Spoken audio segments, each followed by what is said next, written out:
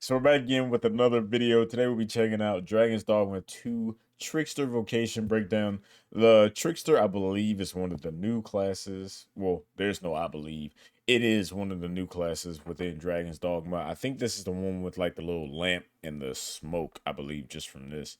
But yeah, let's jump right into it and let's see what they have for us. IGN first. Dragon's Dogma 2 offers a wide variety of playstyles depending on what vocation you select. Most of these are the kinds of archetypes that you'd expect: melee sword fighter, speedy dagger-wielding thief, ranged archer, and spell-slinging mage. And some are hybrid vocations like Mystic Spearhand and Magic Archer that combine elements of one vocation with another for a completely new style of play. You know what I am excited for? Like I'm excited to see the changes that they made to probably each vocation. Like just the change from Dragon's Dogma 1, Dragon's Dogma Dark Arisen, and to Dragon's Dogma 2. Oh, I'm so excited to see. But what of the Trickster Vocation? It was revealed as part of the Dragon's Dogma 2 showcase back in November, but little has been shown this is of the this class unique that's like a beyond support that quick class. 45-second look and a short description on the Dragon's Dogma 2 website. Fortunately, as part of our visit to Dogma 2 website. Vocation exclusive to the Arisen, the Trickster can conjure illusions through the smoke created by its unique weapon, the Censer.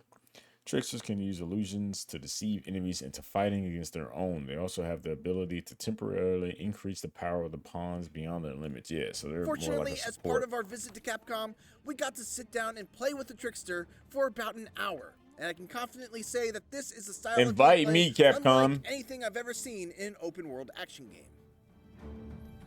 Invite me to play the game. To start, the Trickster is essentially a pacifist. Their chosen weapon, a ceremonial censer, does little to no damage when it's swung at an enemy. Instead, the purpose of attacking is to build up aggro and pull an enemy's attention towards you. To that end, you also have a special ability called Suffocating Shroud that sends out your smoke in a wide area and draws a large amount of enemy attention towards you. So, the question is, why would you want to get a whole group of enemies swarming on you if you can't actually damage them? Ah, see, that's where the word Trickster comes into play.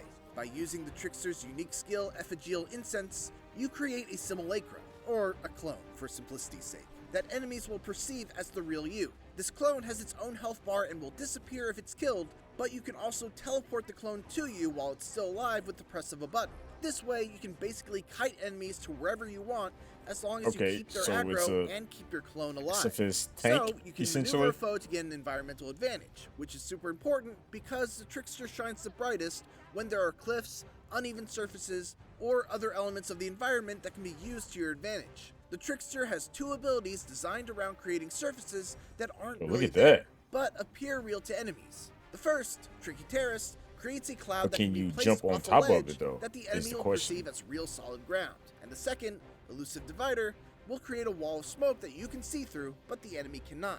The final piece of this puzzle is the Visitant Aura, a technique that essentially allows you to make an astral projection that you can freely move around to scout the landscape for as long as your stamina will allow. Alright, wait a minute. Alright, that's kind of cool. Okay, alright. I gotta admit, this class doesn't sound like too fun to me personally, but now that they're getting more into the powers, it's kind of grabbing me. Super vulnerable while controlling the projection, so using Elusive Divider to give yourself some cover while using it in the heat of battle is a good idea. Crucially, you can float off ledges, what would be the best use for this? Even call your clone to wherever your projection currently is. I'm sure you can probably see why that might be useful. When you combine all of these tricks together, the real value of the Trickster comes into view. Before getting into a combat encounter, you can create a clone with Ephegeal Incense, use Visitant Aura to scout out an area for enemies and look for any sort of environmental hazards. Okay, so you kind of just for instance, sling them off the side so that it hovers over said environmental hazard. Place a false floor underneath it with Tricky Terrace, then lure enemies close to the clone and use Suffocating Shroud to send all their aggro towards the clone, and then watch with glee as enemies throw themselves off the ledge funny. in effort to get at you. This is more like a meme.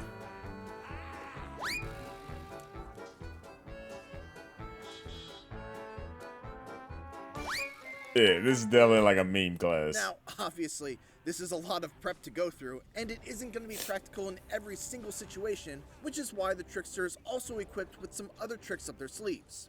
First and foremost, they are a support class, relying on and substantially buffing the strength of their pawn party so that they can do most of the heavy lifting. One such buff is Aromatic Resurgence. So I wonder if you can take like your party, more control over your pawns. While I was playing for gameplay capture reasons, I had to make a mental note not to use this buff because my pawns would kill all of my foes before I got a chance to show off any of the more technical tricks of the vocation. The most powerful spell I saw of the Tricksters was Dragon's Delusion, which takes some time to cast, but brings forth an illusion of a dragon that terrifies any enemy that sees it, even large ogres, bringing them down to their knees, giving your pawns ample opportunity to do big damage. Since most of the Trickster's other skills seemed well suited for dealing with small to mid-sized enemies, this was just really staggers. Nice so truly and honestly, it's just somebody wielding smoke and they don't do anything. The Trickster was not an easy vocation to figure out in just an hour's time. It took me a little while to fully grasp the aggro system, avoiding pulling too much aggro and not having a way to get away from the enemies I just attracted, but once it clicked, I found it to be a uniquely satisfying vocation that brought to mind one of the core tenets of Devil May Cry's combat. It's not just about killing every enemy in the room, but how you kill every enemy in the room. It's an intentionally underpowered vocation that's designed to encourage creative thinking, to solve difficult combat problems in ways. This is definitely like a class that I would use after my first playthrough, just to use it. Beyond just swinging a weapon or hurling. But knowing me, I'm probably gonna just go through the playthrough and use and max out every single vocation. Thanks for watching, and this is just the beginning of our IGN first coverage of Dragon's Dogma 2. In case you missed it, make sure to check out our 18 minutes of gameplay covering 4 of the vocations, and for everything else, give it a ear on IGN. Alright, so with that, I think the Trickster is going to be a very weird class to play, but very fun if you can figure out the mechanics of your character. I think the fact that you can do like the astral projection and you can essentially set up different traps, and I wonder like all of the different moves that you can get, because they only showed what, 4 or 5 maybe, and usually they have like a whole list or different array of skills that you could use per vocation.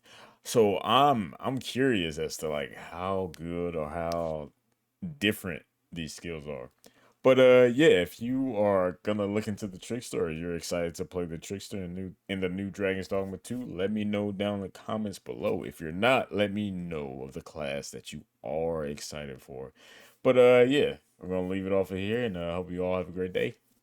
Peace.